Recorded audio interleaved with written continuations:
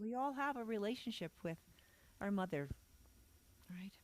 And listening to this poem honoring the mothers, I know instinctively that motherhood is not for the fearful, right? We have to overcome our fears in many ways, and we do that for our children because we know that it allows us to rise above what we might not do for ourselves sometimes, we will do for our children.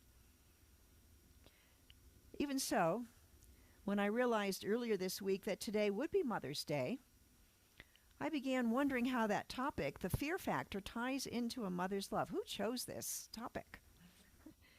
Fear, otherwise known as false evidence appearing real, seemed disconnected from those warm, loving feelings of motherly love and gratitude that we typically associate with Mother's Day. Now, even syrupy sweet sometimes, right? But the wheels of my mind were spinning without any traction. Do I change the topic? Do I forget about Mother's Day? That option felt ungrateful and uncaring, particularly since I am a mother myself. How could I reconcile Mother's Day with the fear factor? So one night this week I had trouble sleeping, and my thoughts were racing as I ruminated about all the things that were going on in my life. And it was a very distressing week with lots of incidents. And so between myself and loved ones, there was car troubles, there were projects that just would not come to an end, and relationship issues, financial issues. Everything was going on at once. My worst fears kept increasing, my visions of how everything could get even worse, right? How could I stop those thoughts so I could go back to sleep? I had a lot to do in the morning. And as I prayed for an answer, that still small voice of spirit gently suggested that I surrender. Surrender? Give up and surrender as a victim in despair? No, Spirit replied. Surrender into the power and presence of the divine. The thoughts paused for a moment, and I remembered to let go and let God take over. Tomorrow was to be a new day. For now, I could surrender into the loving arms of the infinite invisible. It felt like relaxing into my mother's arms.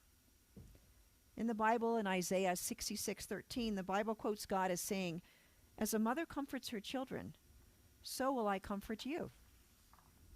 We all have that archetypical image of a mother rocking a baby in her arms, And here I was safe and loved completely. My fears dissolved, replaced by that absolute faith in the power and the presence of God, of the divine. All was well, and I drifted off into blissful sleep. In the morning I awakened, refreshed and renewed. Somehow Spirit had hit the reset button during the night. And so I set off on a new day full of love and joy, divine guidance, and positive expectations. Thank you, Divine Mother. I began my new day living without fear. I could handle all of these things with God. And how do we learn to do that? How do we learn to live with the fear factor? We're trained to embody fear in a myriad of ways. We've all heard that in an infant, there are two natural fears, falling and loud noises that startle them. All the other fears are learned. Well, I wanted to, when I was doing my research, I discovered that the latest scientific research indicates that infants may actually have no instinctive fears. None at all. In a 2019 development psychology article called Fear in Infancy, Lessons from Snakes, Spiders, Heights, and Strangers, the two researchers, Vanessa LeBeau and Karen Adolph, documented their findings that all fears appear to be emergent, meaning that infants learn to perceive their environments and respond based on experiences as their brains develop. Right? As an example, when babies approach a drop-off, how do they respond? They come to the edge, and will they fall off? Well, don't worry. When the researchers did all their experiments, they didn't actually put the babies at risk. They use plexiglass to cover over the gap where you would come up to the edge and then go into a drop off. So the baby really wouldn't drop. They would just see it that way. Or maybe they used harnesses or something like that. So the babies weren't never really at risk, but they wouldn't necessarily know that. So as they watched the infants, as they approached the drop-off, they wanted to see how they would navigate across the drop-off. So they would put the gap here, and then their caregivers or their mothers were there, that they had to walk across this drop-off to get to their caregiver. So what happened? So for infants that could walk, they would try out new strategies. Like they would switch to a safer position that they knew, and they would lie on their stomachs and crawl down backwards down the slope. But they wanted to get to their mother. Or maybe they would sit down and slide down on their bottoms, right? They couldn't quite make it walking. They would find a way to get there, but they were using their mind. They didn't deal with it as fear that would make them stop. It would make them hesitate and think through a new way. But their mind was developing and looking on the problem. Responding to strangers was another issue. The initial response that they found was that there was an increased heart rate. And so in the past, maybe that had been interpreted as fear, but no. That's the same response that they had with any curiosity activation. As they were reacting to a new stimulus, a new toy, it was the same response. Their brain was engaged. That prefrontal cortex started working, right? Now, one phenomena that they did document was that babies were even more courageous and curious when to investigate a stranger when they were in the arms of their mother. All right? That comfort and courage that they had from being with their mother meant that they could handle anything, right? So it increased their courage. And we're really that way with our divine mother when we are in the arms of God and when we let go and let God. When we feel safe, we are more likely to proceed with courage rather than triggering that amygdala automatic response of fight, flight, or freeze, that we know so well, right? Now, as Michael talked about in the reading this morning, fear is contagious. It's a learned response, right? Now, Ernest Holmes, in Living the Science of Mind, he tells a story about a man named John Smith. And he was getting on he was going on his way to work in the morning.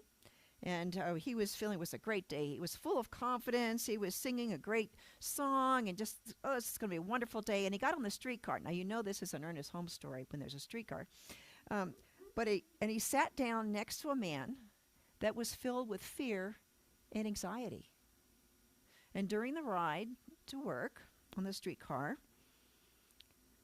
John Smith's feeling changed. And by the end, when he got off, he was in the grip of a terrible anxiety that he couldn't explain, right? It was like he had caught fear in the same way we would catch a cold from someone with the germ of fear, right? Fear is contagious. Now in the Bible, in Micah 7:6, it says, a man's enemies are those of his own household. And what does that mean? Ernest Holmes explains it. Our real enemies are our fears and phobias, our doubts and uncertainties, our anxieties, and our inner conflicts. So it's that inner place where those fears start. It's our response, how we interpret what's going on in the world. Now, babies also learn fear when they sense stress in their mother or their father. And rather than approaching the unknown with trust, with curiosity, and their problem-solving abilities, which is the way they start out, they learn that something unknown is to be feared or avoided. All right? We learn to fear. Parents teach us not to run out into the street. That's a good thing. They teach us also to fear strangers or maybe people of different races. They teach us to fear lack of money or not enough food. How do we respond? What we call race consciousness, or the collective consciousness of all humans who have ever lived on this planet, that is the default consciousness that we catch up to, just like John Smith caught the fear and anxiety on the streetcar. that is what we tune into of what, what the all of humankind fears. We adopt the same fears as we grow up. But that's not the truth, right? That is just what people have played out in the world. How do we deal with this fear factor and keep it from holding us back? There are some useful fears, like when you hear a rattlesnake's rattle going on, we want to proceed with caution for ourselves and for our two-legged and four-legged companions. And we've learned not to put our finger in the fire to avoid getting burned. Maybe we learned it, or we watched somebody get burned themselves. But we can't protect ourselves from all our fears, right?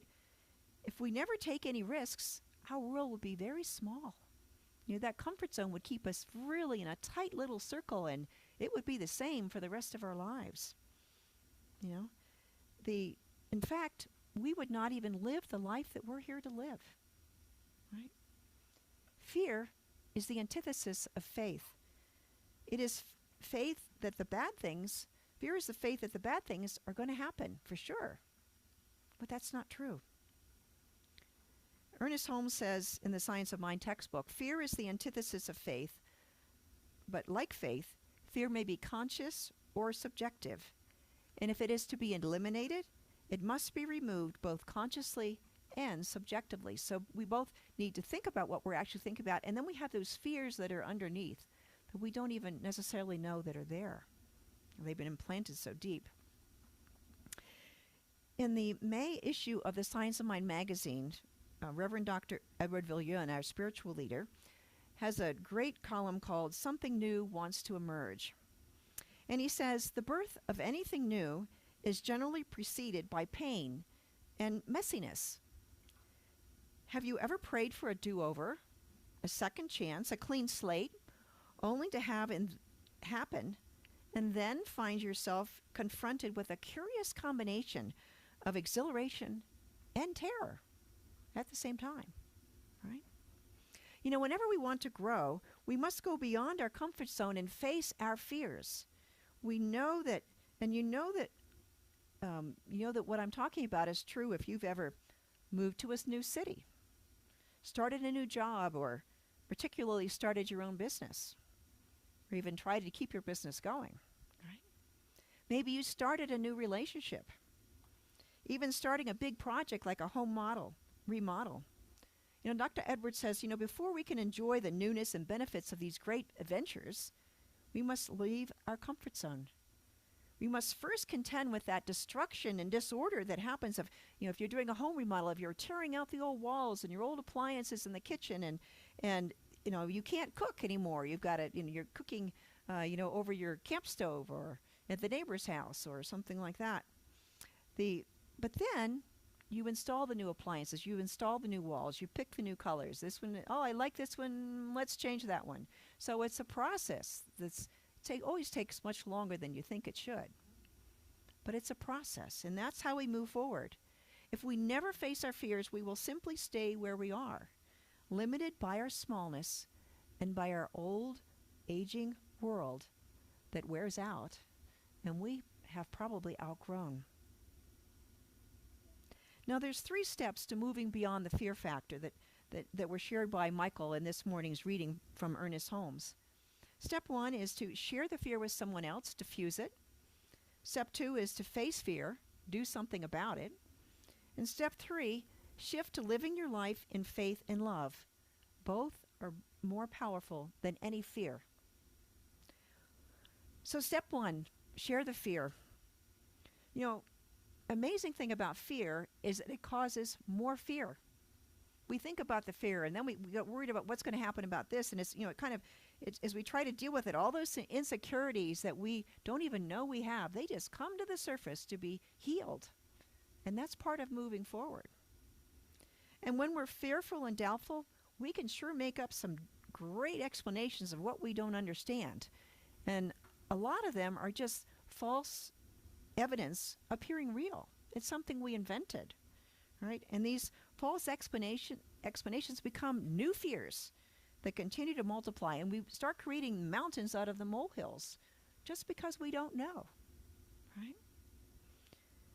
Michelle Obama writes about this in her book Becoming. She says, Failure is a feeling long before it becomes an actual result. It's vulnerability that breeds with self-doubt and then is escalated, often deliberately, by fear. Right? Other people can push those fears on us and really nurture them to their advantage rather than ours. So we want to listen to that voice within. Now, fear really can be debilitating. I don't want to minimize this issue in any way. If we're afraid, we never try anything new. But worse yet, people have been known to experience amnesia and even forgetting their own name just to forget a traumatic experience, something that brings fear to them whenever they want to go out of that comfort zone. People won't want to leave their house, right? And so it can really be something that really does limit us in very strong, palpable ways. But let's go back to how we move through those fears. So step one is to share the fear with a close friend or confidant. When we keep anything secret, it sustains and builds the fear, right? And finding a safe place to unburden your soul relieves that building tension. Rather than just pushing, you're trying to keep it within and keep it pressed down. And the more you try to press it down, the more it wants to come out because it wants to be healed. So we sort through our emotions, fear and all the other emotions, because it's trying to come out to be healed. All the actual facts of the situation, we need to investigate what is real and what is a false fear.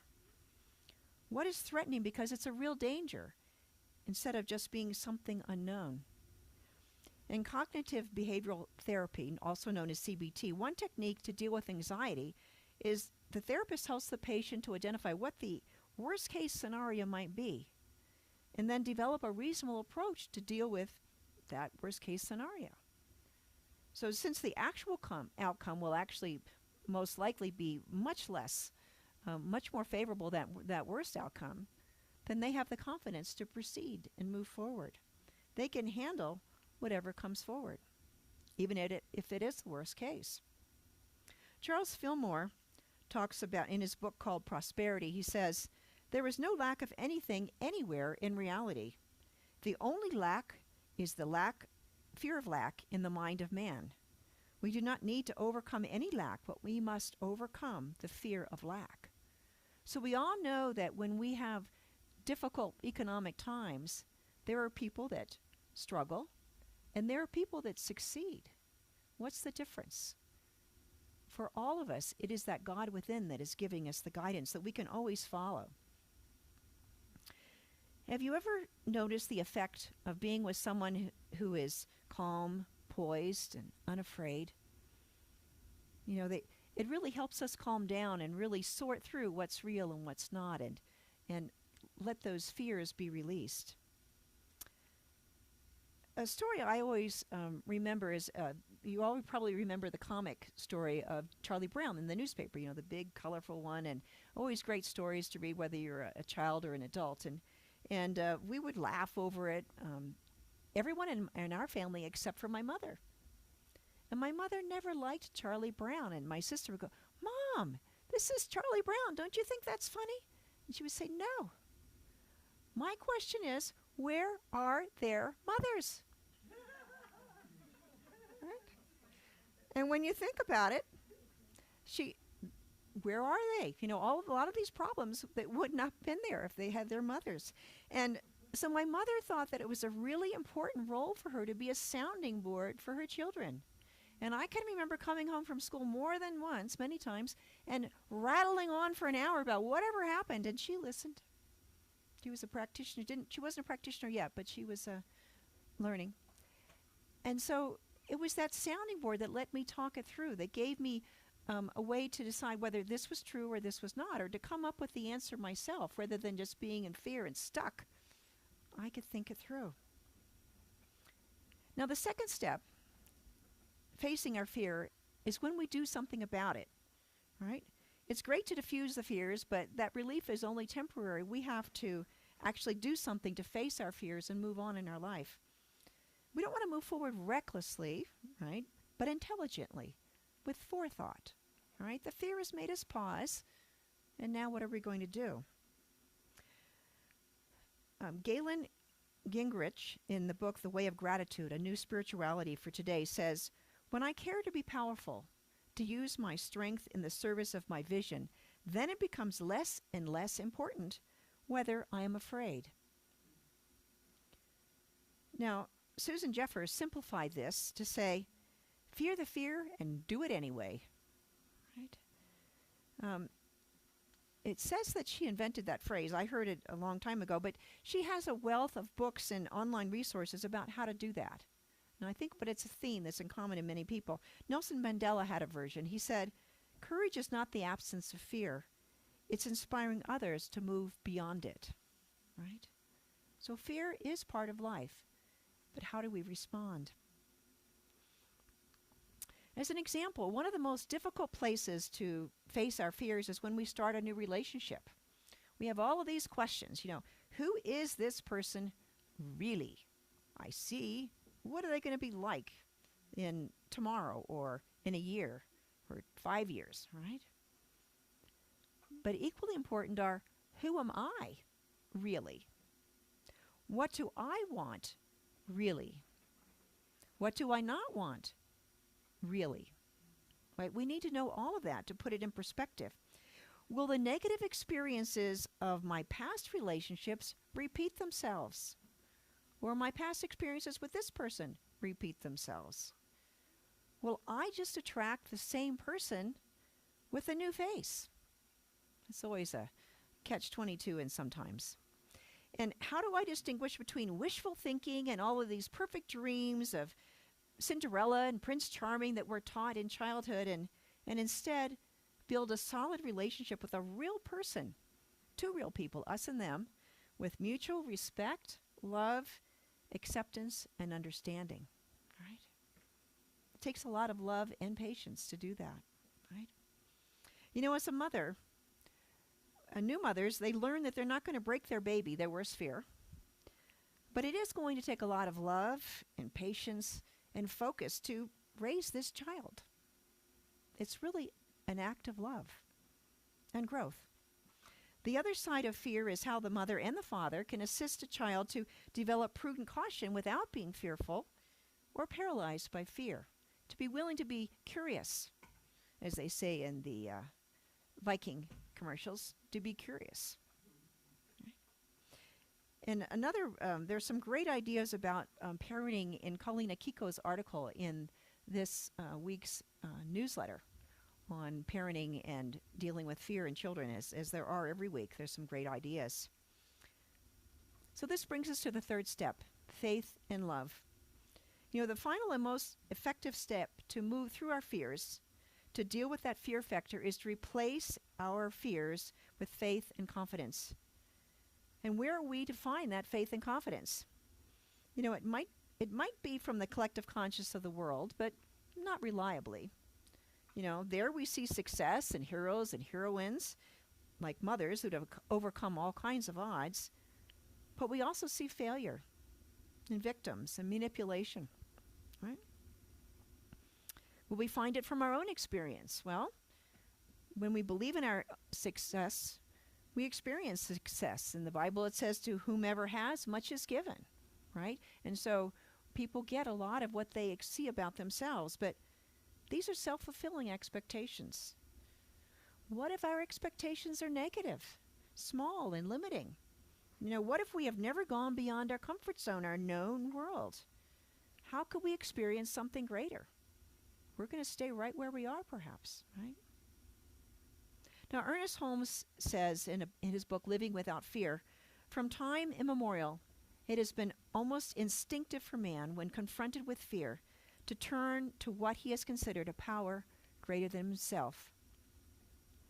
And Carolyn Myss says it quite passionately. She says, surrendering your problems in faith to the divine is not crazy. It's cosmic liberation. So set your soul free. Pray like you have nothing to lose except your fear. Right? Winston Churchill, we have nothing to lose but fear itself. Right? So where we find a faith stronger than all our fears is when we discover that spiritual truth that we are now and always have been and always will be an individualized expression of God, of that self-givingness of spirit. The universe has given all of itself to become you. Right? You are a creation of spirit from itself.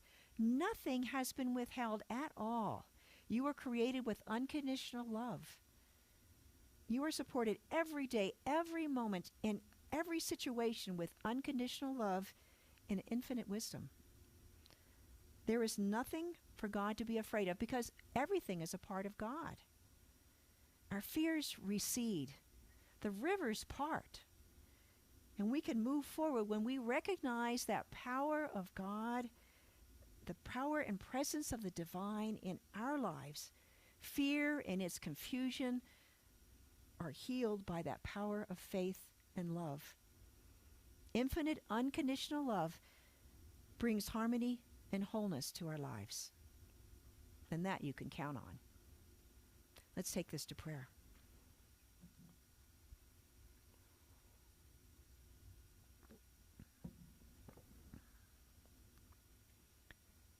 And so on this Mother's Day,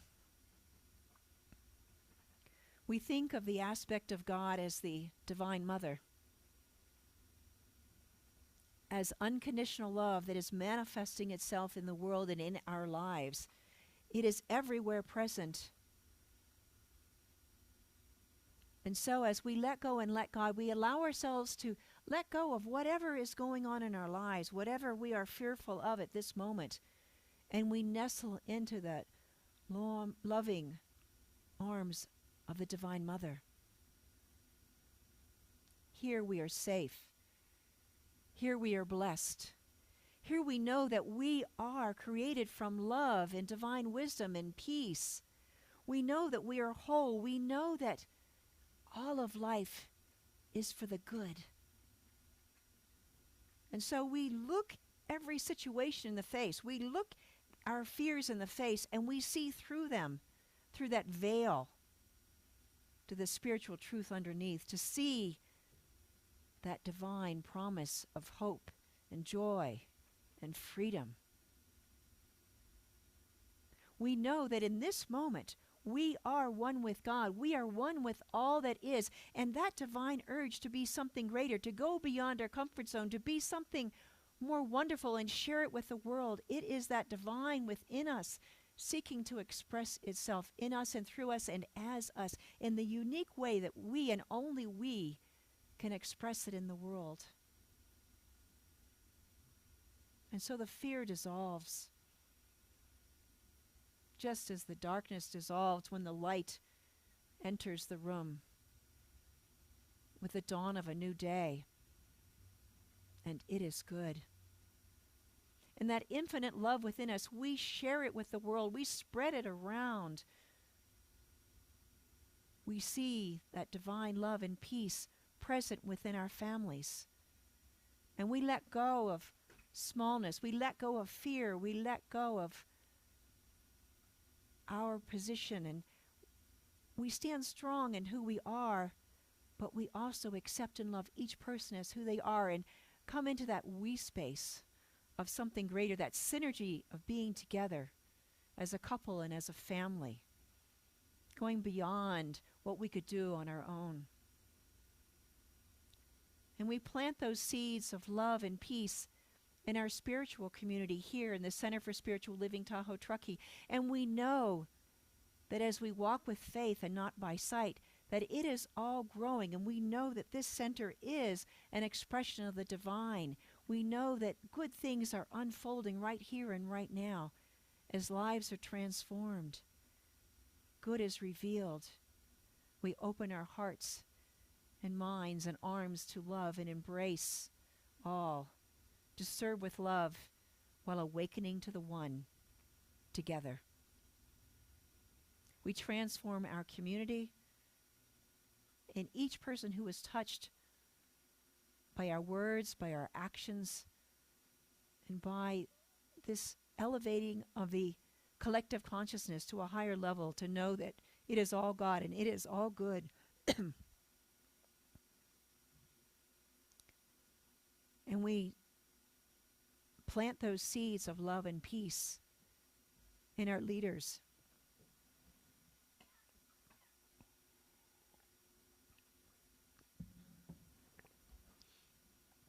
our leaders that are in our businesses, that are in our government locally, at the state level, and the national level, and the international level. And we know that any fear that anything could last other than that unconditional divine love is temporary. We know that love is stronger than anything else in the world, and it is what endures. And so we trust and let go, and we do what is our part to lift up and to face our fear and to take a stand for love and for peace. And as we do, we see those who stand up with us, and we connect hand in hand, arm in arm, and that love heals and loves the world and each soul that is here. I am thankful for all the mothers of the world that remind us of this unconditional love that is there at the beginning of each life on this earth, in our birth, and as we go through life, a safe place to touch back. And as our mothers pass on, we are the parents, the mothers for the next generation. And they love us as we move forward. It is that love that connects us, that heals us, that guides us, that is the power and presence of God right here and right now and in all places and in all things. I am so grateful to know this, to experience it, to share it right here and right now. It is real. It is the path to freedom. And together we say, and so it is.